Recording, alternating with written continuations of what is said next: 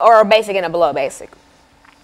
And so it is not my fault that in, say, a certain school, there are a lot of advanced students who just so happen not to be African American. That's not my doing, and I didn't ask for that to happen. And if I hang around all white kids, I just hang around my homeroom because those are the people that I know.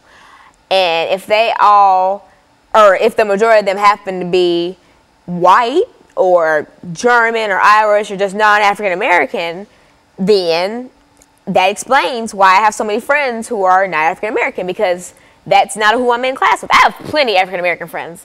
I'm in plenty things where I'm with plenty of African American people. Like, for instance, when I went to the Junior National Young Leaders Conference, it was a melting pot full of people. Like, there were so many different races. We even had a girl from Germany come. Like, it was just an awesome thing, and I got to learn about so many different cultures, and it was just so eye-opening. And so, Alana, today what you're saying here is that while there might be anti-sentiment, whether or not only against Islamic and et cetera, that you believe that everybody ought to try to practice not only love, but recognize that each person has the 13th, 14th, and the 15th Amendment rights, and that they ought to be free, and everybody ought to be equal. Is that what we're trying? Is that what you're trying? Speaking of those, the 13th Amendment banned slavery. The 14th gave us citizenship, and the 15th Amendment, people need to go out and vote. It's voting season right now. That is the biggest thing I want to emphasize. If you are strong-willed and you want America